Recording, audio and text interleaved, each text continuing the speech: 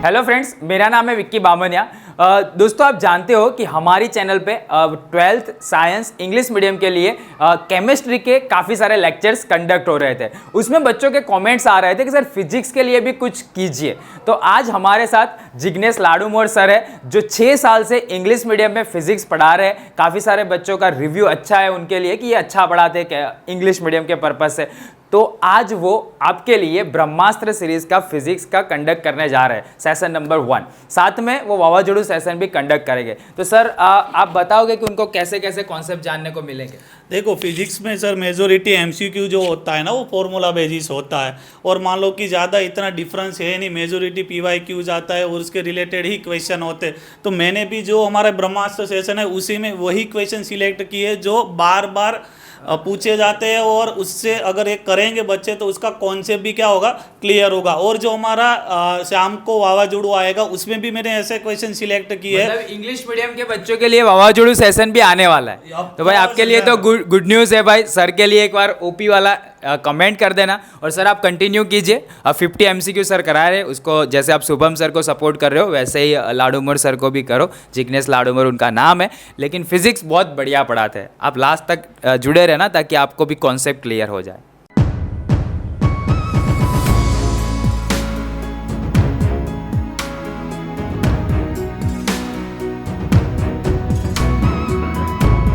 Hello student, आज हम देखेंगे ब्रह्मास्त्र का फर्स्ट सेशन। उसमें मैं 50 एमसीक्यू आपको सोल्व कराऊंगा। मैं ट्राई करूंगा कि आपका हर एक जो कॉन्सेप्ट है वो क्लियर हो जाए। मेजोरिटी जो हमारा क्वेश्चन, फर्स्ट क्वेश्चन देखा जाए तो डायमेंशन फॉर्मूला, आपको पता है कि एक क्वेश्चन हर बार एक डायमेंशन फॉर्मूला का आता है। और मान लो कि मैंने भी स्टार्ट भी वहां से किया है, चैप्टर नंबर 1 से, इलेक्ट्रिक फ्लक्स। आपको पता है बेटा इलेक्ट्रिक फ्लक्स क्या होता है, phi is equal to E dot A. मान लो कि इलेक्ट्रिक फील्ड क्या होता है बेटा, न्यूटन पर कूलम। और एरिया का यूनिट होता है बेटा मीटर स्क्वायर। न्यूटन का डायमेंशन फॉर्मूला आपको पता है बेटा, क्या होता है बेटा, m1 L1 T-2 ये बन जाएगा आपका L2। और कूलम क्या होता है बेटा, IT, यानी ये बनेगा आपका A1 T1। यानी कि फाइनल जो डायमेंशन फॉर्मूला आपका बनेगा बेटा वो क्या बनेगा, m1 L3 T-3 A-1। ऐसा ऑप्शन आपको कौन सा दिख रहा है, दिखाई दे रहा है m1 L3 T-3 A-1। Option C आपका क्या हो जाएगा, करेक्ट ऑप्शन। ओके, इसके बाद देखते हैं बेटा सेकंड क्वेश्चन। ये भी डायमेंशन फॉर्मूला के रिलेटेड है। और हमको डायमेंशन फॉर्मूला किसका चाहिए बेटा, के का, यानी कूलम कांस्टेंट का डायमेंशन चाहिए। लेकिन यहाँ पे एक चेंज है, हमको आई को एज अ कांस्टेंट लेना है। मान लो कि यहाँ पे एम्पियर जो ए डिनोट होता है ना, उसकी जगह ए की जगह हमको किसको डिनोट करना है, आई। ऐसे भी क्वेश्चन मान लो कि आ सकता है। ओके, तो कूलम कांस्टेंट का यूनिट जो होता है वो क्या होता है आपका, कूलम कांस्टेंट का यूनिट होता है बेटा आपका न्यूटन मीटर स्क्वेयर अपॉन क्या हो जाता है बेटा, कूलम स्क्वायर। ओके, तो न्यूटन का जो फॉर्मूला बनेगा वो क्या बनेगा आपका, m1 L2 m1, अरे यार रिटेक करेंगे नीरव सर, आइजन। ओके चलो सेकंड क्वेश्चन देखते हैं बेटा। ओके, सेकंड क्वेश्चन देखते हैं हमारा। The dimension formula of Coulomb constant take I as a dimension of current. यानी कि आपका जो ए होता है ना बेटा, उसकी जगह आपको क्या लेना है, आई। मान लो कि कूलम कांस्टेंट का जो यूनिट होता है वो क्या होता है बेटा आपका, न्यूटन मीटर स्क्वायर अपॉन क्या होता है, कूलम स्क्वायर। ओके, तो न्यूटन का डायमेंशन फॉर्मूला क्या बन जाता है आपका, m1 L1 T-2 ये बन जाता है आपका L2। अगर और यहाँ पे Q इज इक्वल टू क्या लेना है आपको, IT, यानी यहाँ पे रहेगा आपका आई स्क्वेयर और यहाँ पे रहेगा बेटा आपका टी स्क्वेयर। यानी फाइनल जो बनेगा वो क्या होगा आपका, m1 L3 T-4 A-2। यानी आपका करेक्ट ऑप्शन जो रहेगा m1 L3 T-4 I-2 correct option रहेगा आपका सेकंड का ए। देखो आगे बढ़ते बेटा, second question, third question third question हो जाएगा, charge Q2 of mass m revolve around the stationary charge Q1 circular orbit of radius are the orbital periodic time of Q2 would be। मान लो कि आपको क्या दिया कि एक Q1 चार्ज है, उसके अराउंड एक Q2 चार्ज रिवॉल्व कर रहा है, ओके। और अगर देखो ये यूनिफॉर्म सर्कुलर मोशन कर रहा है, और हमको पता है यूनिफॉर्म सर्कुलर मोशन जब भी कोई चार्ज करेगा तो वहां पे क्या लगेगा, सेंट्रीपेटल एक्सेलरेशन, सेंट्रीपेटल फोर्स। और सेंट्रीपेटल यहाँ पे फोर्स कौन प्रोवाइड करेगा, तो Q1 और Q2 चार्ज के बीच में लगने वाला कूलम फोर्स, यानी कि इन दोनों के बीच का जो कूलम फोर्स होगा वही हमारा क्या होगा, सेंट्रीपेटल फोर्स। यानी centripetal force is equal to क्या लिखेंगे हम, कूलम फोर्स। मान लो कि इसका रेडियस जो है, मान लो हमको क्या गिवन है बेटा, आर। अभी हमको पता है सेंट्रीपेटल फोर्स क्या होता है बेटा, तो M omega square R is equal to Coulomb force क्या लिखेंगे बेटा, के Q1 Q2 upon are square. यानी कि omega square is equal to क्या बनेगा बेटा आपका, K Q1 Q2 upon M R cube. But omega क्या होता है बेटा, ओमेगा एंगुलर फ्रीक्वेंसी या तो angular velocity. Omega is equal to होता है बेटा 2 पाई बाई टी, यानी कि ओमेगा की जगह जब हम वैल्यू पुट करेंगे तो बन जाएगा आपका 4 pi square by T square is equal to K Q1 Q2 upon M R cube, okay. तो मान लो कि टी स्क्वेयर, यानी कि T square is equal to क्या लिखेंगे हम, T square by 4 pi square is equal to क्या हो जाएगा हमारा, M R cube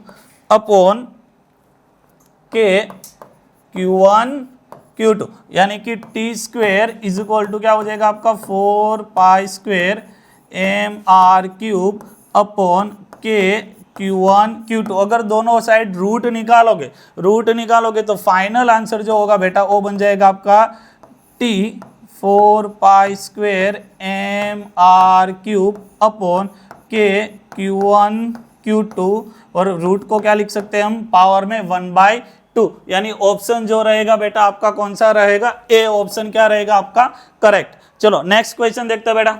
A slab of material of dielectric constant K has the same area of plate of parallel plate capacitor but has a thickness 3/4D where D is a separation of plate. What is the electric potential difference between plate when slab inserted between the plate? Okay, जो प्यारा सा question है। मान लो कि हमको पता है जब भी हम कैपेसिटर के अंदर डाइलेक्ट्रिक स्लैब को इंसर्ट करते हैं तो आपका क्या होता है कि इलेक्ट्रिक फील्ड भी रिड्यूस हो जाता है, पोटेंशियल भी क्या हो जाता है, रिड्यूस, और कैपेसिटेंस क्या हो जाता है बेटा, इंक्रीज। उसी के बेसिस पे एक क्वेश्चन है। मान लो कि हमारे पास एक कैपेसिटर है, ओके। मान लो कि दोनों कैपेसिटर की दोनों प्लेट के बीच का जो डिस्टेंस है बेटा वो कितना लेते हैं हम, डी। और मान लो कि इन दोनों प्लेट के बीच का जो इलेक्ट्रिक फील्ड है वो कितना है, E0। यानी इनिशियल अगर हम पोटेंशियल की बात करेंगे तो इनिशियल पोटेंशियल बनेगा हमारा बेटा E0 इंटू डी। अभी हमको क्या करना है कि यहाँ पे एक डाइलेक्ट्रिक स्लैब इंसर्ट करना है जिसमें डाइलेक्ट्रिक कांस्टेंट आपको कितना गिवन है, 3। मान लो कि ये जो स्लैब है उसका थिकनेस आपको गिवन है बेटा 3/4D, यानी कि अगर ये 3/4D का स्लैब डाला हुआ है तो जो विदाउट डाइलेक्ट्रिक वाला जो पोर्शन है वो कितना हो जाएगा, D/4। और यहाँ पे इलेक्ट्रिक फील्ड कितना रहेगा बेटा, E0। और जो यहाँ पे डाइलेक्ट्रिक डाला है वहाँ पे इलेक्ट्रिक फील्ड कितना हो जाएगा, के टाइम रिड्यूस। लेकिन यहाँ पे के का वैल्यू कितना गिवन है, 3, यानी कि यहाँ पे इलेक्ट्रिक बिल बन जाएगा बेटा आपका E0/3। यानी कि यहाँ पे पोटेंशियल अगर आपका V1 है, यहाँ पे पोटेंशियल अगर आपका V2 है, तो टोटल पोटेंशियल आप क्या लिख सकते हो, V1 प्लस V2। चलो V1 क्या बन जाएगा बेटा आपका E0, डिस्टेंस कितना है D/4, यानी E0 D/4 प्लस, चलो V2 कितना बन जाएगा बेटा आपका पोटेंशियल, जहाँ पे स्लैब डाला हुआ है डाइलेक्ट्रिक, ओके, वहां पे इलेक्ट्रिक फील्ड कितना बेटा E0/3। और स्लैब का जो थिकनेस है वो कितना है बेटा 3/4D, 3/4D, यानी कि ये 3 आपका कट हो जाएगा। अगर देखा जाए तो 30D/4 E0D/4, यानी ये फाइनल आंसर जो होगा बेटा वो होगा E0D/2। बट E0D को हम क्या बोल सकते हैं, इनिशियल पोटेंशियल, यानी फाइनल आंसर हो जाएगा बेटा आपका E0/2। यानी कि ऑप्शन कौन सा करेक्ट रहेगा आपका सी, यानी कि फोर्थ का जो आंसर होगा वो आपका क्या रहेगा, सी। चलो इसके बाद नेक्स्ट क्वेश्चन देखते हैं, थियरी बेसिस पे है। और जैसे हम यहाँ पे ब्रह्मास्त्र सेशन देख रहे हैं बेटा, आपको खुद ही एमसीक्यू सोल्व करना है और कमेंट में उसका आंसर भी देना है। और आज की शाम इसका फिजिक्स का एक वावाजोड़ू सेशन भी आपका होगा और उसके अंदर ट्राई करेंगे कि आपके सारे के सारे कॉन्सेप्ट बेटा क्लियर हो जाए। ओके, चलो थियरी बेसिस पर क्वेश्चन है। Following option pair of polar, यानी आराम से दिखे जाएगा option number B HCl and H2O, जो क्या होता है पोलर मॉलिक्यूल्स। ओके, इसके बाद देखो कैपेसिटर का अच्छा वाला क्वेश्चन है। ओके, देखोगे यहाँ पे तो ऐसे टाइप के क्वेश्चन बहुत बार आते हैं। मान लो कि देखो यहाँ पे हम देखा जाए तो एक वाला ए वाला प्लेट यहाँ पे एक कैपेसिटर बनेगा, एक यहाँ पे कैपेसिटर बनेगा और एक कैपेसिटर यहाँ पे बनेगा। ओके, मान लो कि अगर देखा जाए तो जो ए वाला पॉइंट है उसका मान लो कि पोटेंशियल हम V बोल देते हैं बेटा, बी का पोटेंशियल क्या बोल देते हैं बेटा हम 0। तो अगर देखो ये 1 वाला पॉइंट है, 1 वाला प्लेट जो है वो ए के साथ कनेक्टेड है, यानी उसका पोटेंशियल कितना हो जाएगा V। अभी ऐसे थर्ड वाला बी ए के साथ कनेक्टेड है, उसका पोटेंशियल भी कितना हो जाएगा V। और देखो सेकंड वाला बी के साथ कनेक्टेड है, उसका पोटेंशियल क्या ले लेते हैं हम 0। वैसे फोर्थ वाला जो प्लेट है वो भी किसके साथ कनेक्टेड है बेटा, बी के साथ, यानी उसका भी पोटेंशियल कितना बन जाएगा V। यानी कि देखो यहाँ पे जो C1 है उसका पोटेंशियल V0, C2 का पोटेंशियल V0, C3 का पोटेंशियल V0। जब पोटेंशियल सेम होता है यानी कि ये क्या हो गया आपका पैरेलल कनेक्शन। क्या हो गया बेटा, पैरेलल कनेक्शन। यानी पैरेलल कनेक्शन के लिए इक्विवेलेंट कैपेसिटेंस होता है C1 plus C2 plus C3। चलो C1 कितना है, देखो एरिया हमको क्या बोला है A, एरिया ऑफ प्लेट क्या बोला है A। और देखा जाए तो दो पहला जो कैपेसिटर है उसके बीच का डिस्टेंस कितना है 2d, यानी क्या रहेगा आपका epsilon naught A by 2d plus ये क्या रहेगा बेटा epsilon naught A by d plus यहाँ पे क्या रहेगा बेटा डिस्टेंस कितना है 2d, यानी epsilon naught A by 2d। तो देखा जाए तो हाफ और हाफ कितना हो जाता है बेटा 1, और 1 कितना हो जाता है बेटा 2, यानी फाइनल आंसर रहेगा 2 epsilon naught A by D। यानी कि ऑप्शन कौन सा करेक्ट होगा आपका A, यानी 6 का आंसर क्या रहेगा आपका ए। देखो उसके बाद पोटेंशियल और इलेक्ट्रिक फील्ड, हमको पोटेंशियल गिवन है और क्या फाइंड करना है बेटा इलेक्ट्रिक फील्ड, और पॉइंट भी गिवन है 1, 2 और 3। लेकिन अगर यहाँ पे देख पा रहा हूँ पोटेंशियल का x कंपोनेंट ही गिवन है, यानी कि हमको इलेक्ट्रिक फील्ड का x कंपोनेंट ही मिलेगा। यानी और x कंपोनेंट का फॉर्मूला क्या होता है माइनस dv बाय dx। मान लो कि देखो यहाँ पे पोटेंशियल का वैल्यू पुट कर देंगे तो पोटेंशियल कितना है बेटा 5x², कितना है बेटा 5x², यानी कि इसका डिफरेंशिएशन करेंगे तो मान लो कि ये कितना बन जाएगा आपका बेटा 10x। और x का वैल्यू आपको गिवन है, देखो ये आपका x का वैल्यू होता है, ये आपका y का वैल्यू होता है और ये आपका किसका होता है z का। लेकिन यहाँ पे तुमको x कंपोनेंट ही गिवन है, हम x का वैल्यू ही कंसीडर करेंगे, x का वैल्यू आपको 1 गिवन है, यानी आंसर क्या हो जाएगा आपका 10i कैप, यानी minus 10i cap is your correct answer. देखो बेटा आज शाम को फिजिक्स का वावाजोड़ू सेशन भी होने वाला है। जैसे या आज हम ब्रह्मास्त्र में 50 क्वेश्चन सोल्व करेंगे, उसी तरह उसमें मैंने ट्राई करा है कि 100 क्वेश्चन सोल्व करेंगे।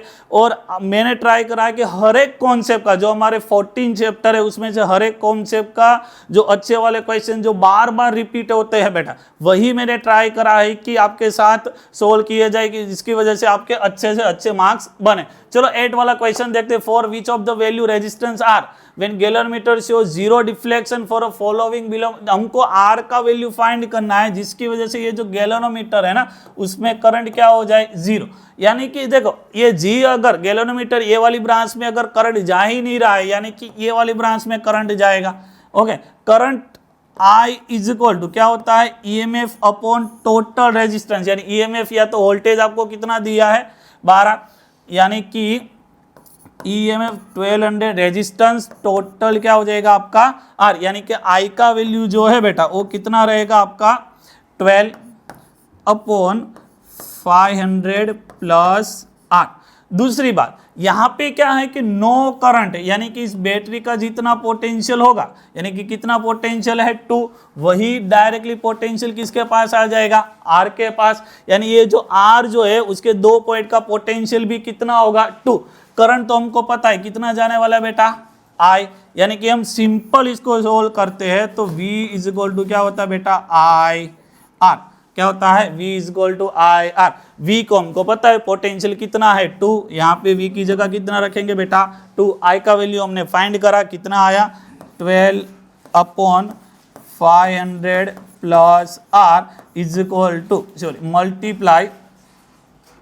मल्टीप्लाई कितना करेंगे बेटा R, मल्टीप्लाई कितना कर देंगे बेटा हम R, मल्टीप्लाई कितना हो जाएगा और यहाँ पे मान लो कि क्रॉस मल्टीप्लीकेशन करेंगे तो ये कितना हो जाएगा आपका 1000 plus 2R is equal to कितना हो जाएगा बेटा 12R। मान लो 12R में से 2R माइनस होगा तो 1000 इज इक्वल टू कितना हो जाएगा 10R। पॉइंट कट करेंगे तो आइन जो रेजिस्टेंस होगा बेटा वो कितना मिलेगा आपको 100 ओहम, यानी जो करेक्ट ऑप्शन रहेगा आपका वो क्या रहेगा 8 का बी। 8 का करेक्ट ऑप्शन क्या रहेगा बेटा B. Shunt wire should be, इसके बाद जो क्वेश्चन है शंट वायर शुड बी, देखो हमको पता है शंट रेजिस्टेंस टू स्मॉल होना चाहिए, शंट का वैल्यू रेजिस्टेंस का वैल्यू क्या होना चाहिए टू स्मॉल, यानी कि R इज इक्वल टू क्या होता है रो L बाय A, यानी कि लेंथ क्या होना चाहिए कम, एरिया क्या होना चाहिए ज्यादा। अगर देखा जाए तो यहाँ पे क्या होना चाहिए थिक यानी मोटा, यानी होना चाहिए एरिया क्रॉस सेक्शन ज्यादा होना चाहिए और लेंथ क्या होना चाहिए शॉर्ट, यानी कि ऑप्शन नंबर सी आपका क्या होगा करेक्ट, यानी 9 का आंसर जो होगा क्या होगा आपका सी। चलो the maximum power dissipated and external resistance R were connected to cell EMF E and internal resistance R. आपको गिवन है कि मान लो कि एक बैटरी है, उसका EMF आपको E बोला है, उसके साथ उसका इंटरनल जो रेजिस्टेंस है बेटा क्या है स्मॉल r, और उसके साथ एक एक्सटर्नल रेजिस्टेंस B लगाया है और उसका वैल्यू क्या दिया है R। आपको बोला है कि I का मैक्सिमम पावर क्या होता है, पावर का फॉर्मूला क्या होता है बेटा maximum power P is equal to क्या होता है, पावर जो होता है P इज इक्वल टू क्या हो जाता है बेटा आपका I स्क्वेयर R। और यहाँ पे जो करंट होता है, करंट हमको पता है I is equal to EMF upon total resistance यानी R plus R, external resistance and internal resistance. But यहाँ पे ना बेटा मैक्सिमम पावर बोला है, क्या बोला है मैक्सिमम पावर फाइंड करना है, क्या फाइंड करना है मैक्सिमम पावर। और P मैक्सिमम के लिए ये ऑलवेज बेटा एक याद रखना, मैक्सिमम पावर के लिए आपका इंटरनल रेजिस्टेंस और एक्सटर्नल रेजिस्टेंस क्या होना चाहिए सेम, यानी आपका जो एक्सटर्नल रेजिस्टेंस है ना उसका वैल्यू किसके बराबर होना चाहिए सेल के इंटरनल रेजिस्टेंस के बराबर, यानी कि आपका जो I का वैल्यू है वो कितना बन जाएगा E/2R, यानी कि पावर जब मैक्सिमम पावर फाइंड करोगे I की जगह आपका वैल्यू क्या हो जाएगा E/2R। जब यहाँ पे वैल्यू पुट करते तो बेटा क्या हो जाएगा E square by 4R square, और इसकी जगह क्या बन जाएगा बेटा आपका R कट हो जाएगा, तो मैक्सिमम पावर जो है बेटा वो क्या आता है आपका E स्क्वेयर बाय 4R, यानी ऑप्शन नंबर डी आपका क्या है करेक्ट आंसर, यानी 10 का आंसर क्या आएगा आपका डी।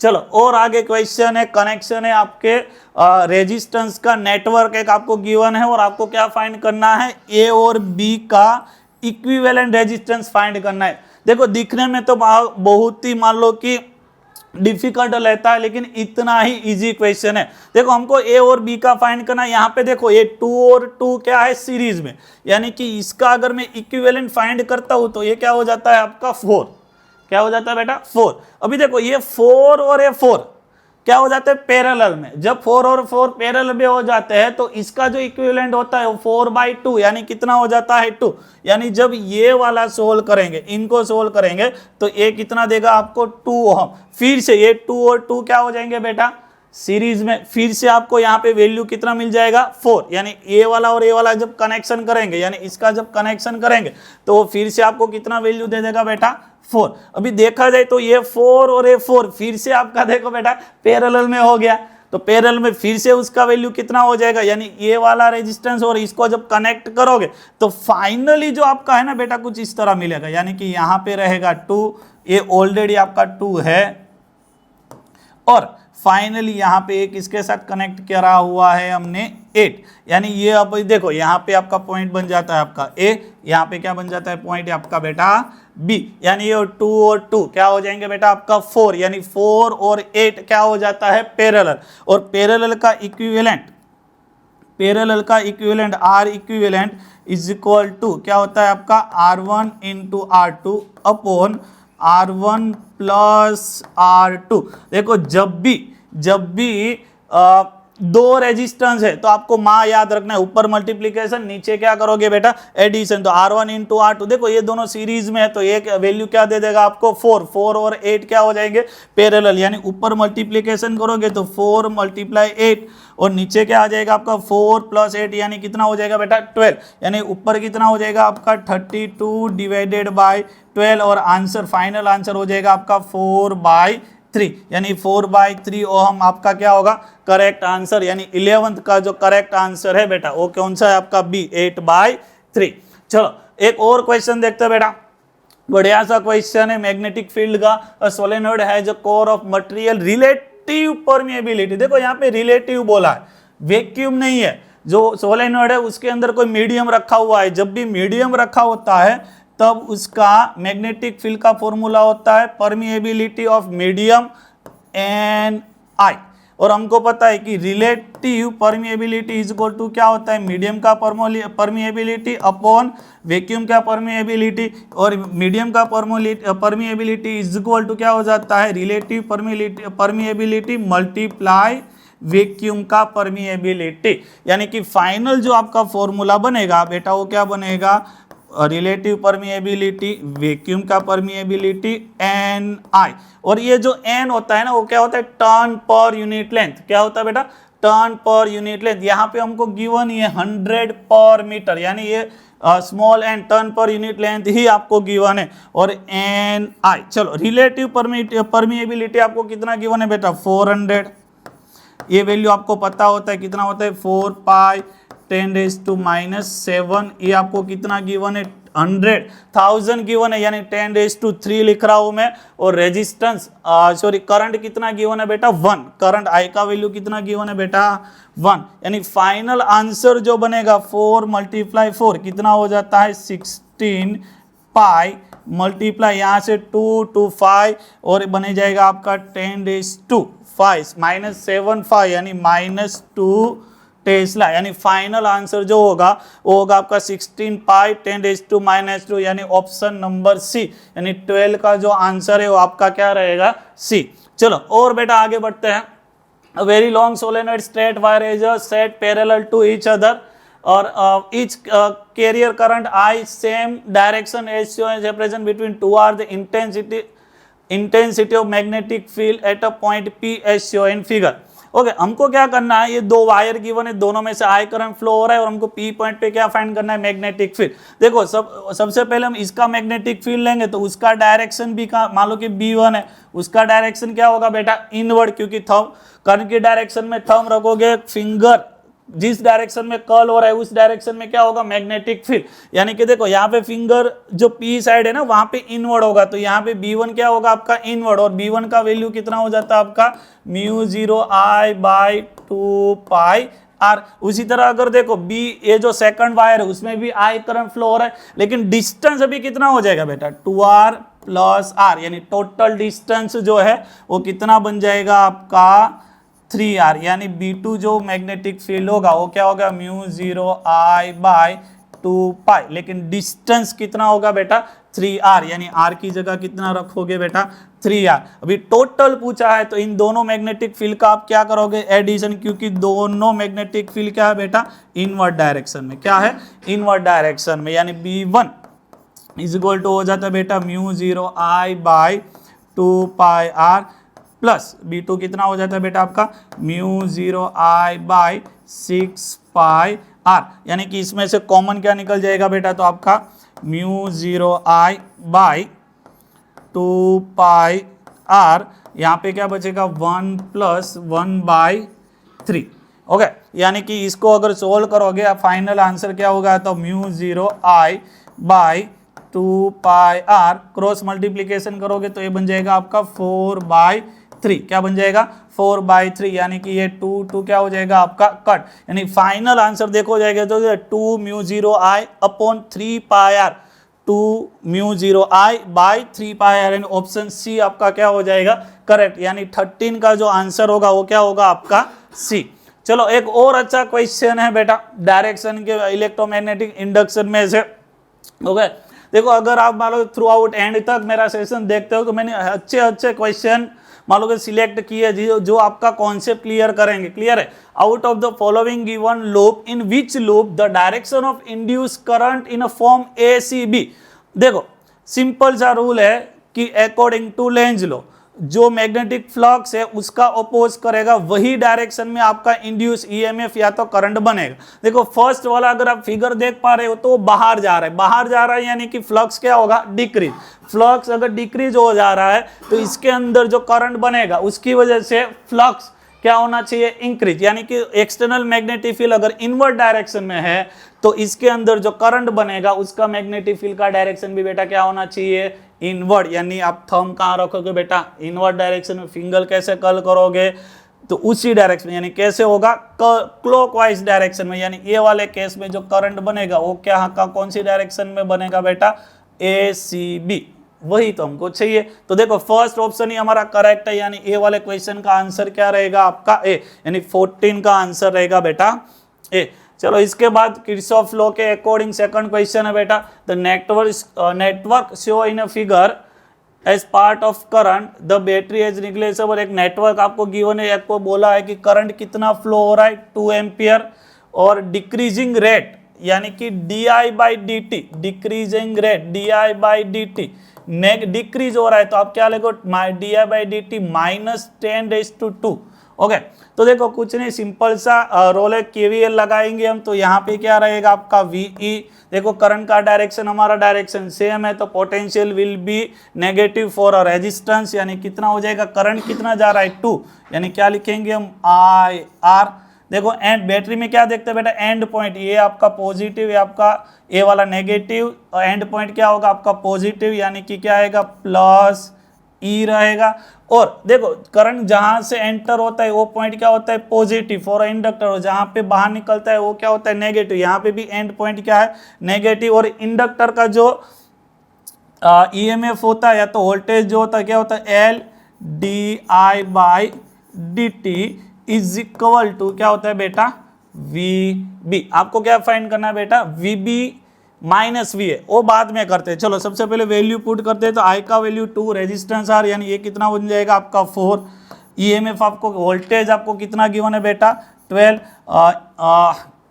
इंडक्टेंस कितना गिवन है 5 मिली हेनरी यानी 5 मिली का 10⁻³ डिक्रीजिंग रेट di/dt हमने नेगेटिव आएगा क्योंकि डिक्रीज हो रहा है तो 10⁻² इज इक्वल टू क्या हो जाएगा आपका VB यानी कि VA। ओके -8 +8 -4 +12 +8 हो जाएगा, ए माइनस क्या हो जाएगा प्लस, और इसका वैल्यू जो होगा 10⁻⁻1 यानी कि कितना हो जाएगा 0.5 इज इक्वल टू क्या हो जाएगा आपका VB, क्या हो जाएगा VB यानी कि आपको चाहिए VB माइनस VA, तो उसका आंसर कितना हो जाएगा बेटा 8.5 वोल्ट। चलो तो फाइनल आंसर कितना होगा आपका 8.5 volt, option B is a correct option. चलो इसके बाद if R and L denote resistance inductance respectively which of the following dimension, कितनी बार आ चुका है। मान लो कि जब आपने एग्जाम दिया होगा ना क्लास में, अगर राउंड टेस्ट आपकी स्कूल में या तो क्लास में चल रहे तो उसमें ये क्वेश्चन बार बार आया ही होगा। ओके और देखो सिंपल है, हमको क्या चाहिए टाइम का डायमेंशन, तो इंडक्टेंस जो होता है ना बेटा वो क्या होता है ओहम इंटू सेकंड, रेजिस्टेंस आपका क्या होता है बेटा ओहम, ओहम कट कर दोगे तो क्या मिला आपको सेकंड, तो सिंपल है बेटा क्या आ जाएगा L/R, क्या आ जाएगा L/R यानी 16 का जो आंसर है बेटा क्या है बी ऑप्शन आपका L/R। चलो इसके बाद जो क्वेश्चन है what is the self inductance of coil which produce self inductance of 5 volt when current change from 3 ampere to 2 ampere in 1 millisecond. देखो कितना सेकंड बोला है मिली सेकंड, यानी कि EMF E is equal to क्या होता है -L di/dt। चलो EMF आपको कितना गिवन है बेटा 5। ओके आपको L तो क्या करना है फाइंड करना है, चेंज इन करंट कितना कहाँ से कितना हो रहा है 3 से 2 हो रहा है, यानी क्या करोगे आप 2 - 3, और मिली सेकंड बोला है, क्या बोला है बेटा मिली सेकंड, 1 मिली सेकंड यानी कितना हो जाएगा 10⁻⁻3। ओके, यानी कि L इज इक्वल टू क्या हो जाएगा बेटा 5 ये 10⁻³ और ये -1 और ये माइनस क्या हो जाएगा +1 यानी वो डिवाइडेड बाय क्या रहेगा आपका 1, यानी फाइनल आंसर जो है बेटा वो क्या हो जाएगा आपका 5 millihenry. Option number A आपका क्या हो जाएगा बेटा करेक्ट, यानी कि 17 का जो आंसर है वो क्या है आपका ए। चलो select the incorrect unit of self inductance. देखो वेबर पर एम्पियर होता है, एल इज इक्वल टू क्या होता है 5/I, फर्स्ट वाला। सेकंड ऑप्शन सही है। ये भी आपका इंडक्टेंस क्या होता है बेटा, तो E di/dt volt ampere second, ये वाला ऑप्शन भी सही है। ओहम इनटू सेकंड भी सही है, क्लियर है, क्योंकि वोल्ट बाय एम्पियर क्या बन जाता है आपका ओहम, यानी कि डी ऑप्शन भी सही। आपका गलत ऑप्शन हो जाएगा बेटा म्यो इनटू सेकंड, ये आपका है गलत question. Question number 94, ideal transformer if NS greater than NP, secondary winding यानी सेकेंडरी कोयल का turn is greater than to primary coil, यानी ये आपका बनेगा स्टेप अप ट्रांसफॉर्मर। क्या बनेगा स्टेप अप ट्रांसफॉर्मर में, यानी कि voltage of secondary coil is greater than to voltage of primary coil, यानी VS ग्रेटर देन क्या बनेगा आपका VB, यानी करेक्ट ऑप्शन क्या रहेगा बेटा आपका B। चलो और आगे बनते हैं। Lamp consume 50% of maximum power in AC circuit, what is the phase difference between apply voltage and current. देखो पावर का फॉर्मूला क्या बनता है बेटा आपका P is equal to VRMS IRMS into cos phi, और ये आपका क्या होता है मैक्सिमम पावर। ये क्या होता है बेटा VRMS और IRMS क्या हो जाता है आपका मैक्सिमम पावर, यानी P इज इक्वल टू क्या लिखेंगे हम P मैक्स cos फाई। और देखो आपको क्या फाइंड करना है, जब पावर कितना हो 50%, यानी जो मैक्सिमम पावर है उसका 50%, यानी कि मैक्सिमम पावर का हाफ, यानी कि आप क्या लिखोगे यहाँ पे P maximum divided by 2 is equal to क्या हो जाएगा P maximum into cos phi. P maximum क्या हो जाएगा कट, यानी cos फाई आपका क्या होना चाहिए 1/2, यानी कि जो फेज डिफरेंस है वो कितना होना चाहिए आपका 60 डिग्री, यानी कि π/3, यानी कि आंसर क्या होगा आपका π/3, यानी 20 का जो आंसर रहेगा बेटा वो क्या रहेगा आपका π/3। चलो और आगे बढ़ते बेटा। What is the average power dissipated in ideal capacitor, capacitor में फेज डिफरेंस π/2 होता है, यानी कि P is equal to VRMS IRMS cos π/2, cos π/2 क्या हो जाता है बेटा आपका 0, यानी कि कैपेसिटर के लिए पावर विल भी क्या हो जाता है 0। ऑप्शन डी आपका क्या रहेगा करेक्ट। चलो आगे बढ़ते 22, the transformer with 80% efficiency work, यानी कि आपको इनपुट पावर गिवन है 4 किलोवाट, इनपुट वोल्टेज आपको गिवन है 100 volt, if secondary voltage is 240 volt, then primary यानी आपको इनपुट करंट ही फाइंड करना है। तो देखो इनपुट करंट यानी कि प्राइमरी कोइल का करंट इज इक्वल टू क्या हो जाएगा प्राइमरी कोइल का पावर अपॉन प्राइमरी कोइल का वोल्टेज। प्राइमरी कोइल का पावर आपको गिवन है कितना है 4 किलोवाट, यानी 10⁻³ डिवाइडेड बाय कितना कर दोगे बेटा आप, वोल्टेज आपको कितना गिवन है 100। तो प्राइमरी कोइल का जो करंट होगा वो उसका आंसर हो जाएगा आपका 40 एम्पियर। कितना हो जाएगा बेटा 40 एम्पियर, यानी 22 का जो आंसर है वो क्या रहेगा ऑप्शन नंबर बी। 22 में क्या आएगा बेटा बी 40 एम्पियर। चलो उसके आगे मान लो कि 8 नंबर इलेक्ट्रोमैग्नेटिक वेव, ये देखो थ्योरी बेसिस क्वेश्चन है। What is the range of radio frequency band of FM, कितना होता है 88 मेगाहर्ट्ज टू 108 मेगाहर्ट्ज, यानी 23 में आपका ऑप्शन रहेगा बेटा डी। थ्योरी बेसिस क्वेश्चन है, हर बार एक क्वेश्चन इसमें से आता है जिसमें आपको फ्रीक्वेंसी याद रखना पड़ता है। ओके चलो dimension formula of μ0 and epsilon 0, देखो आपने पढ़ा होगा C इज इक्वल टू क्या होता है 1/√μ0 एप्सिलॉन नॉट, यानी C² इज इक्वल टू क्या हो जाता है 1/√μ0 म्यू जीरो एप्सिलॉन नॉट। आपको किसका डायमेंशन चाहिए? म्यू जीरो एप्सिलॉन नॉट, यानी क्या हो जाता है बेटा 1/c², यानी 1/c² यानी क्या होता है मीटर पर सेकंड स्क्वायर, यानी कि ये बन जाएगा आपका मीटर स्क्वायर और ये क्या बन जाएगा आपका सेकंड स्क्वायर। यानी डायमेंशन फॉर्मूला जब लिखोगे तो क्या आएगा m0l -2t2, यानी ऐसा कौन सा ऑप्शन करेक्ट होगा आपका? ऑप्शन नंबर ए आपका क्या है बेटा करेक्ट, यानी 24 का आंसर जो रहेगा वो क्या होगा आपका ए। चलो इसके बाद क्वेश्चन है the glass prism having a refractive index mu place in air for angle of minimum deviation of prism is same as, यानी कि मिनिमम डेविएशन एंगल आपको प्रिज्म एंगल के बराबर ही गिवन है, then what is the value of angle of prism. तो देखो refractive index of prism का जो फॉर्मूला है वो क्या होता है आपका sine delta m plus a/2 upon क्या होता है बेटा साइन a/2। यहाँ पे थोड़े मैथ्स के फॉर्मूला का यूज होने वाला है लेकिन हम कर लेंगे।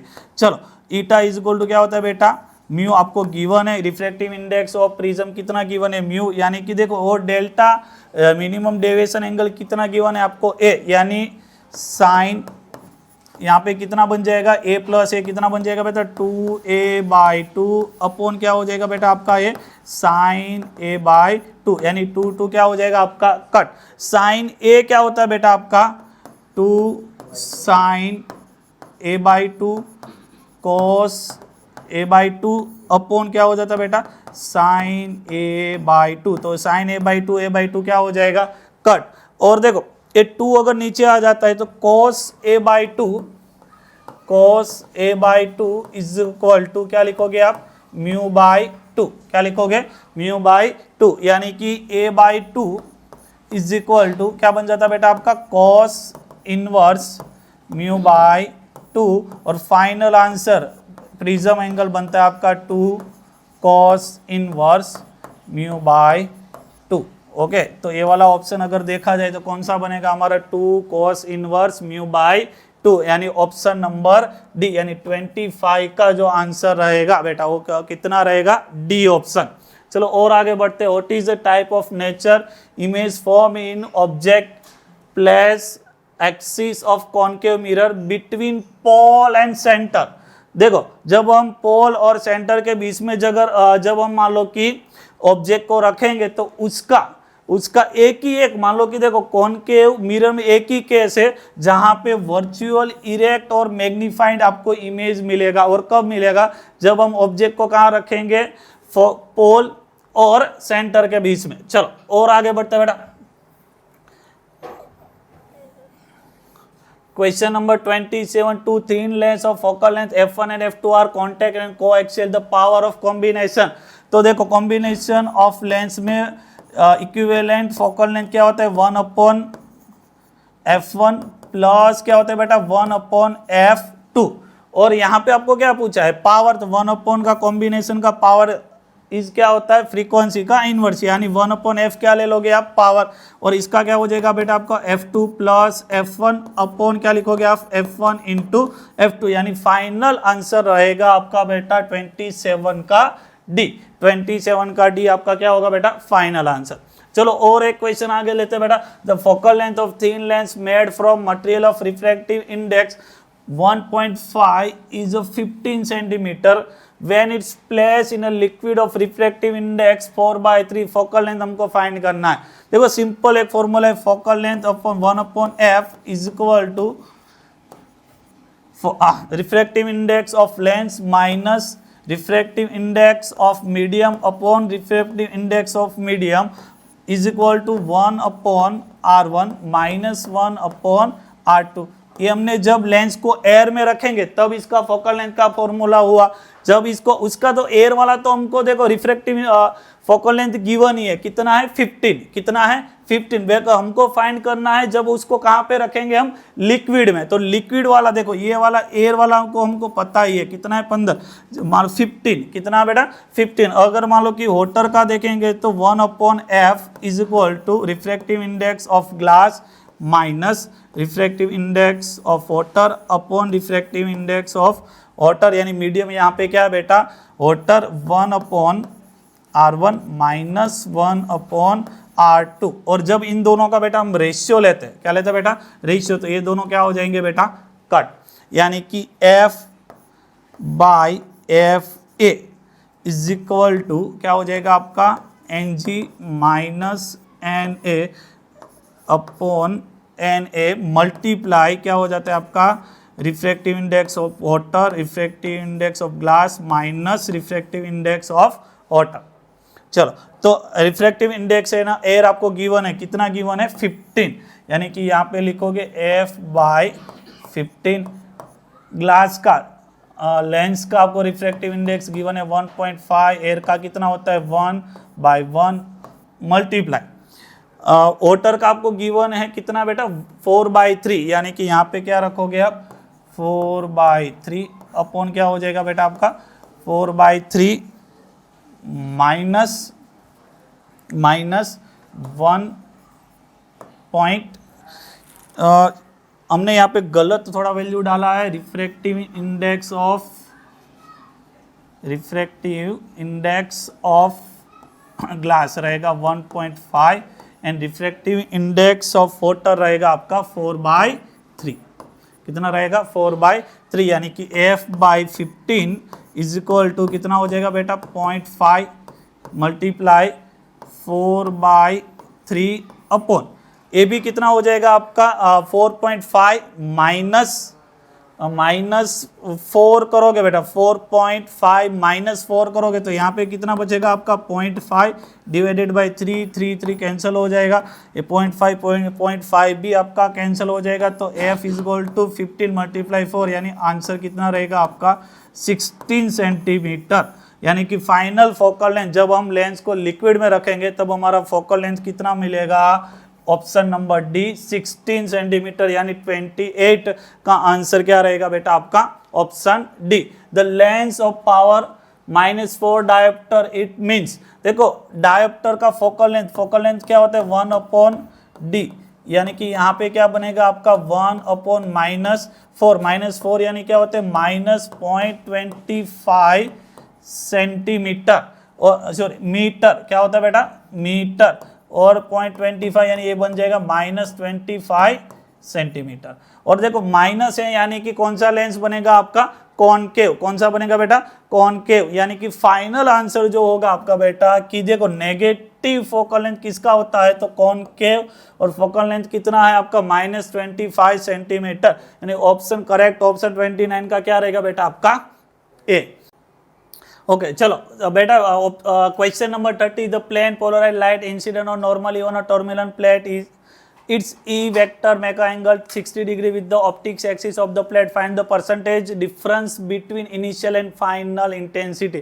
अच्छा वाला क्वेश्चन है, इतना डिफिकल्ट क्वेश्चन शायद ही आ सकता है, ओके नहीं आएगा। मान लो कि इनिशियल इंटेंसिटी कितना बेटा आपका I0, जब मान लो कि मालस लो लगाएंगे तो वो कितना बन जाएगा आपका I0 cos square theta, theta आपको गिवन है कितना है 60, cos 60 कितना होता है बेटा 1/2, लेकिन स्क्वायर करोगे तो कितना हो जाएगा 1/4, यानी कि फाइनल इंटेंसिटी जो है बेटा आपको कितना मिलेगा I0/4, क्योंकि cos 60, क्योंकि थीटा कितना गिवन है cos 60 कितना होता है बेटा 1/2, स्क्वायर करोगे तो 1/4, यानी फाइनल इंटेंसिटी। और परसेंटेज एरर कैसे निकालते हैं कि final minus initial upon initial multiply क्या करते हैं बेटा हम 100।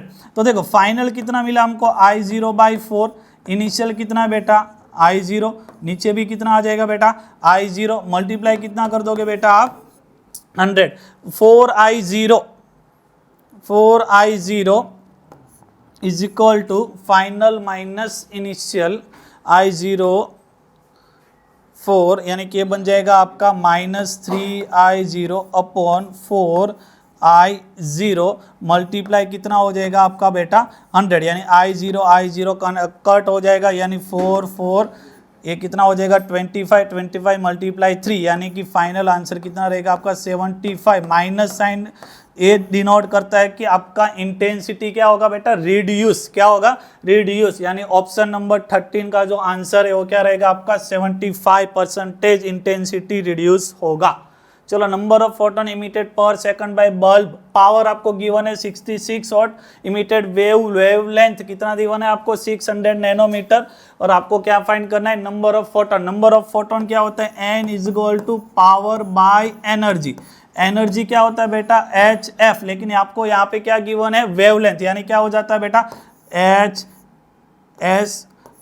HC bye lambda. पावर आपको गिवन कितना गिवन है बेटा 66। चलो लैम्बडा का वैल्यू कितना, वेवलेंथ आपको गिवन है 600 नैनोमीटर यानी कितना होता है बेटा 10⁻⁹। प्लैंक कांस्टेंट आपको कितना लेना है 6.6, यानी इसको मैं 66 लिख देता हूँ और यहाँ पे कितना कर देता हूँ -35, कितना कर देता हूँ -35, और स्पीड ऑफ लाइट होता है 3×10⁸, यानी कि ये 66 आपका कट हो जाएगा और ये कितना रहेगा आपका 200, कितना रहेगा आपका 200, यानी कि 2। देखो पावर काउंट करोगे तो मान लो कि अपवर्ड 35 10⁻², 37 माइनस कितना हो जाएगा बेटा 17, यानी 37 - 17 पावर रहेगा आपका 10⁻20, यानी कि नंबर ऑफ फोटोन पर सेकंड कितना रहेगा 2×10⁻20। करेक्ट ऑप्शन क्या कौन सा है आपका डी, यानी 31 का आंसर आपका रहेगा बेटा डी। चलो इसके बाद the photo electric effect that graph of stopping potential versus frequency with straight line, what is will the slope of straight. फुद्दू सा क्वेश्चन है बेटा, हर बार क्वेश्चन आता है, क्या होता है स्लोप h/e, क्या आता है h/e। 32 का आंसर क्या रहेगा आपका B, Planck constant upon E। What is the Broglie wavelength associated with the electron moving speed 6.4 10⁻⁶ metre per second and mass of electron. आपको द ब्रोगली वेवलेंथ बेटा क्या होता है lambda is equal to h/mv, क्या होता है h/mv, यानी कि lambda is equal to 6.624 10⁻⁻34। Electron given है, इलेक्ट्रॉन का मास होता है बेटा 9.11 10⁻⁻31। वेलोसिटी आपको गिवन है कितना है 6.4, कितना है 6.4 10⁻⁶, यानी कि इसको जब आप सोल्व करोगे तो आपका जो आंसर होगा 33 का वो रहेगा बेटा आपका बी 0.114। जब इसका आप कैलकुलेशन करोगे तो फाइनल आंसर आपका रहेगा 0.114 नैनोमीटर, यानी 33 का आंसर क्या रहेगा बेटा आपका बी। चलो और आगे बढ़ते, threshold frequency of caesium 5.16 10⁻14 hertz है। देन वर्क फंक्शन आपको इलेक्ट्रॉन वोल्ट में फाइंड करना है, तो वर्क फंक्शन क्या होता है F is equal to HF0। ये आपको जूल में मिलेगा, लेकिन हमको किस में चाहिए इलेक्ट्रॉन वोल्ट में, तो इलेक्ट्रॉन वोल्ट में चाहिए तो इसको क्या करना पड़ेगा डिवाइडेड बाय E। चलो वैल्यू पुट करते बेटा, क्या होगा आपका 6.624 10⁻⁻34। थ्रेशोल्ड फ्रीक्वेंसी आपको गिवन है 5.16 10⁻14। फाइनल वैल्यू ऑफ चार्ज होता है 1.6 10⁻19। इसका जब आप बेटा कैलकुलेशन करते हो तो फाइनल आंसर 34 का जो रहेगा बेटा वो क्या रहेगा आपका बी 2.14 इलेक्ट्रॉन। इसका फाइनल आंसर रहता है 2.14 इलेक्ट्रॉन वोल्ट, यानी 34 का जो आंसर होगा बेटा वो क्या रहेगा आपका बी। चलो आगे बढ़ते बेटा, kinetic energy of electron is hydrogen atom क्या गिवन है आपको E² 8πε0r। The potential energy, kinetic potential energy is equal to होता है -2 काइनेटिक एनर्जी, -2 काइनेटिक एनर्जी, यानी कि ये रहेगा -2 काइनेटिक एनर्जी आपको गिवन है कितना है E² 8πε0r 284 क्या आ जाएगा आपका -2/4πε0r। कौन सा ऑप्शन है बेटा, ये ऑप्शन नंबर बी, यानी 35 का आपका जो ऑप्शन आंसर जो रहेगा ऑप्शन नंबर बी। चलो आगे बढ़ते बेटा, the total energy of electron first excited state, first excited का कितना है -3.4 eV। Find out the potential energy, potential energy, और आपको क्या गिवन है बेटा total energy. Total energy U is equal to होता है बेटा 2E, क्या होता है बेटा 2E, यानी कि 2 और E हमको गिवन है कितना है -3.4, क्या है बेटा 3 पॉइंट, यानी कि इसको मल्टीप्लिकेशन करोगे तो फाइनल आंसर होगा -6.8 इलेक्ट्रॉन वोल्ट। ऑप्शन है बेटा यस, 36 का आंसर क्या रहेगा आपका, A option will be correct. चलो, number of spectrum line hydrogen atom infinite. बेटा इनफाइनाइट होता है, हम काउंट ही नहीं कर सकते, क्योंकि n1 से स्टार्ट होके कहाँ जाता है, इनफाइनाइट तक, यानी option D will be correct. 37 का आंसर रहेगा बेटा डी, इनफाइनाइट। और आगे बढ़ते बेटा, what is the shortest wavelength percent present in a pascal series of spectrum line. देखो पास्कल सीरीज का हमको मान लो कि वेवलेंथ का फॉर्मूला होता है 1/λ is equal to r upon, Pascal के लिए क्या होता है, लाइमन के लिए n is equal to 1, Balmer के लिए n is equal to 2, Pascal के लिए n इज इक्वल टू 3, यानी कि 3 का स्क्वायर करोगे तो कितना आ जाएगा बेटा 9। और शॉर्टेस्ट बोला है, शॉर्टेस्ट के लिए आपका जो फाइनल होता है ना वो कहाँ से, इनिशियल जो होता है ना बेटा वो कहाँ से होना चाहिए, इनफाइनाइट से, यानी कि यहाँ पे क्या होता है 1 अपॉन इनफाइनाइट, यानी कि 1/λ इज इक्वल टू क्या होता है r/9, यानी कि λ इज इक्वल टू क्या होता है बेटा 9/r। मान लो कि 9 और रेडबर्ग कांस्टेंट का वैल्यू होता है 1.097 10⁻⁷ और इसको जब आप सोल्व करोगे तो इसका जो आंसर रहेगा बेटा वो क्या रहेगा 820 नैनोमीटर, 820 नैनोमीटर, 38 का जो आंसर रहेगा ऑप्शन नंबर डी। चलो और आगे बढ़ते हैं। In hydrogen atom of electron make transition from 5th orbit to 3rd orbit, change in angular momentum. देखो एंगुलर मोमेंटम आपको बोला है जब कौन सी ऑर्बिट से ट्रांजिट हो रहा है 5th orbit to 3rd orbit, यानी कि देखो जब 5th ऑर्बिट में होता है तब हम एंगुलर मोमेंटम क्या लिखते हैं n/2π, यानी n का वैल्यू कितना हो जाएगा 5h/2π। जब 3rd ऑर्बिट में रहेगा तब क्या लिखेंगे 3h/2π। ओके, और चेंज पूछा है तो चेंज क्या होता है बेटा L5 माइनस L3, यानी 5h/2π माइनस 3h/2π, यानी फाइनल आंसर 2h/2π, 2 कैंसिल हो जाएगा, फाइनल आंसर h/π। दिख रहा है बेटा ऐसा कोई ऑप्शन आपको? Yes, option number B h/π, यानी कि 39 का करेक्ट आंसर रहेगा आपका option number B. Calculate the energy equivalent to 1 gram, Einstein relativity principle लगाएंगे बेटा, क्या होगा E is equal to mc²। Mass आपको 1 ग्राम गिवन है, बट इसको आपको किस में कन्वर्ट करना पड़ेगा बेटा, केजी में। 1 gram is equal to 10⁻³ kg। Speed of light होता है 3 10⁸ 3 का स्क्वायर करोगे तो कितना हो जाएगा 9, 10⁸ का पावर कितना हो जाएगा 10⁻16, यानी कि final answer 9 10⁻13 joule. Option number जो यहाँ पे रहेगा बेटा प्लस 13, यानी ऑप्शन नंबर बी, यानी 40 का जो आंसर रहेगा वो क्या रहेगा आपका B. If the radius of 13 aluminium 27 and 30 zinc 64 in nuclear are R1 and R2 respectively. देखो हमको पता है कि R रेडियस ऑफ न्यूक्लियस क्या होता है, R is equal to R0a⁻1/3, यानी कि अगर मान लो कि मैं एल्यूमिनियम का रेडियस अपॉन, मान लो कि हमको दोनों का रेडियस गिवन है, ओके, एल्यूमिनियम का क्या बोला है R1, यानी कि मैं अगर यहाँ पे R1 माइनस R2 लिखूंगा तो सिंपल होता है बेटा, यहाँ पे क्या आ जाएगा a1/a2 का पावर 1/3।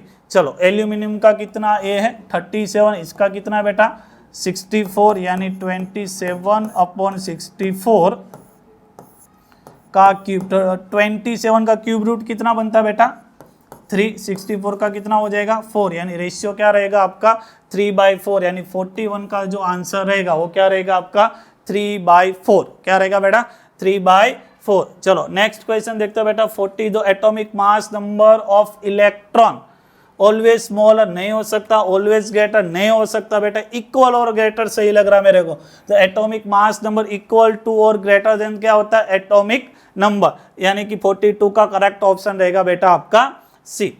चलो the nucleus at a rest split into 2 nuclear part having the same density radius in a ratio 1:2, their velocity are in a ratio. देखो अच्छा क्वेश्चन है। मान लो कि हमको क्या बोला है कि एक न्यूक्लियस है, ओके, मान लो उसका वो रेस्ट पे है, यानी कि उसका वेलोसिटी क्या हो जाएगा 0।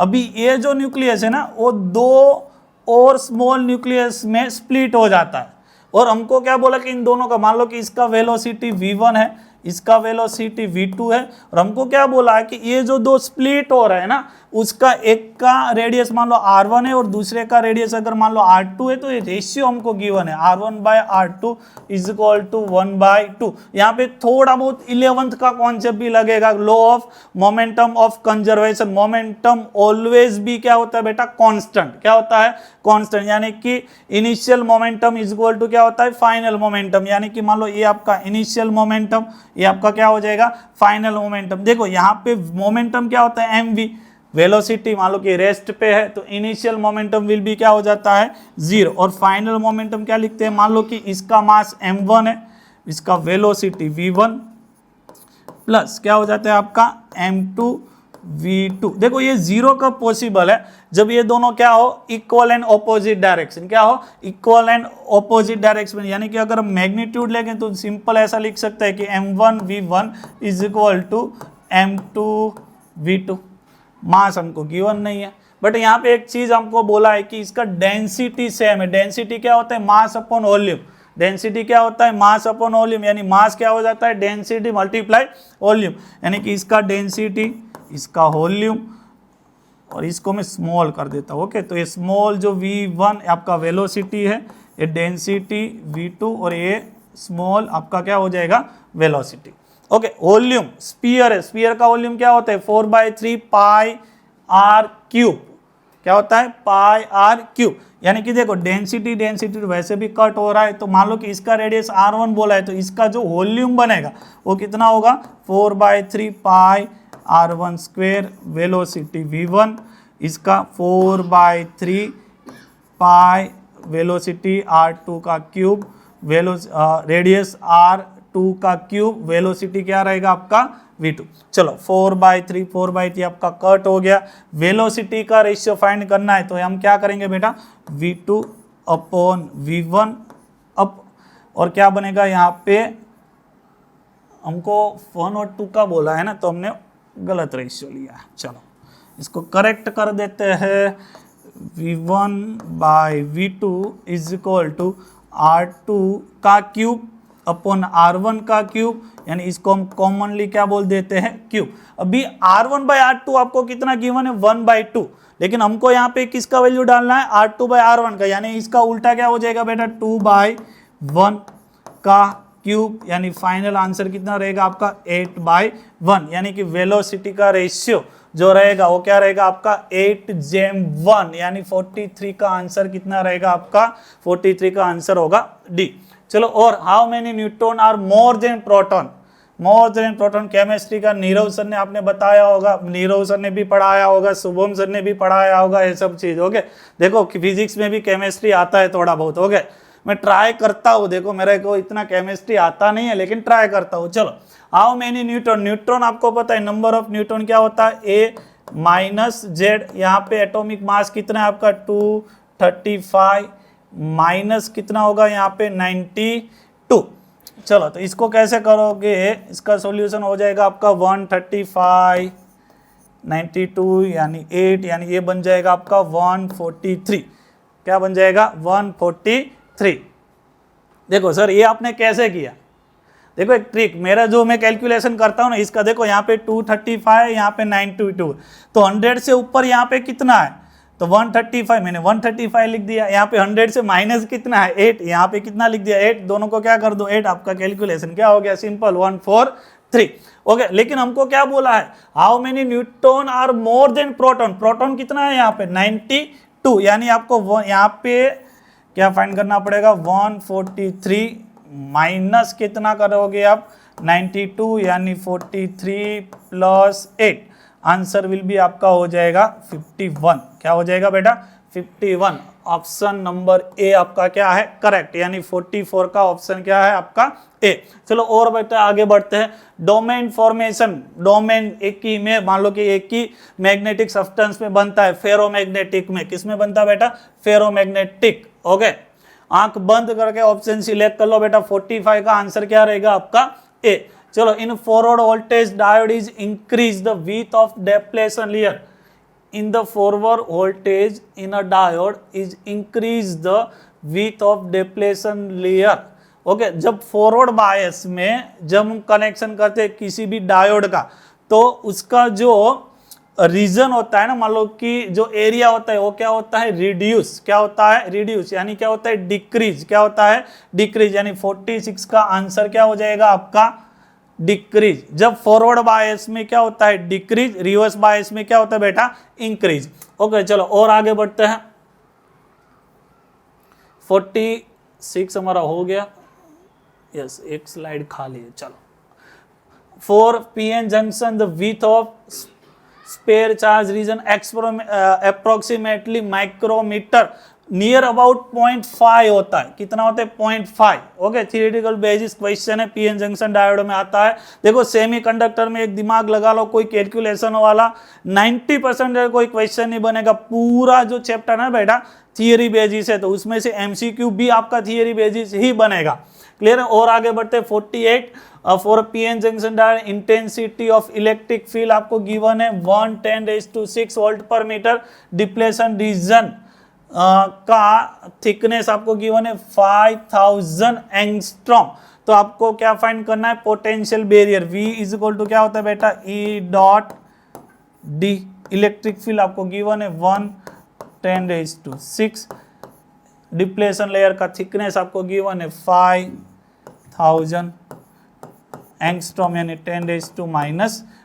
यानी फाइनल ऑप्शन रहेगा आपका 5, ये रहेगा 10⁻⁶। यहाँ पे बचेगा आपका 10⁻⁷, यानी 5 10⁻⁻1। फाइनल आंसर हो जाएगा आपका 0.5 वोल्ट। 0.5 वोल्ट, यानी 48 का आंसर आपका क्या रहेगा बेटा, सी, 0.5। चलो आगे बढ़ते हैं। Okay, increase in width of depletion region in a PN junction diode is due to forward bias. Increase किस में होता है बेटा, मैंने अभी बोला फॉरवर्ड बायस में। रिड्यूस होता है रिवर्स बायस में। क्या होता है, इंक्रीज, यानी क्या होता है आपका ऑप्शन बी। चलो फाइनल क्वेश्चन बेटा 15 नंबर का आज का सेशन का। Consider diode ideal. जब भी हमारा आइडियल डायोड होता है ना बेटा, उसका रेजिस्टेंस होता है 0। आइडियल डायोड का रेजिस्टेंस क्या लेना है बेटा, ऑलवेज 0। हमको क्या फाइंड करना है तो इसका रेजिस्टेंस 0 हो गया। इसका पोटेंशियल आपको 4 गिवन है, इसका पोटेंशियल -6 गिवन है। ओके, तो current I is equal to क्या होता है बेटा, V/R। कितना है यहाँ पे डिफरेंस, 4 -6, यानी 4 प्लस कितना हो जाएगा बेटा, 6। सर यहाँ पे तो माइनस गिवन है, तो आपने यहाँ पे प्लस क्यों कर दिया, क्योंकि देखो फाइनल माइनस इनिशियल होता है, यानी कि माइनस माइनस आपका क्या हो जाता है, प्लस। यानी 4 + 6 divided by resistance kilo ohm है, तो इसको क्या लिखेंगे 10⁻3, यानी कि 10 × 10⁻⁻3, यानी फाइनल आंसर रहेगा आपका 10⁻2 एम्पियर। ऑप्शन नंबर बी आपका क्या होगा, करेक्ट। देखो यहाँ पे ब्रह्मास्त्र के सेशन में मैंने 50 MCQ ट्राई करे। मैंने ट्राई करा है कि आपके सारे कॉन्सेप्ट क्लियर हो जाए। आज ही के रात आपका वावाजोड़ू का सेशन भी होगा, जिसमें मैंने 100 MCQ इसी तरह के मान लो कि सोल्व भी किए करवाऊंगा, और आपको ट्राई करूंगा कि हर MCQ के रिलेटेड आपका कॉन्सेप्ट क्या हो जाए क्लियर। बस आज के सेशन से कल के एग्जाम के लिए बेस्ट ऑफ लक। बस ऐसे प्रिपरेशन करो, बेस्ट ऑफ लक।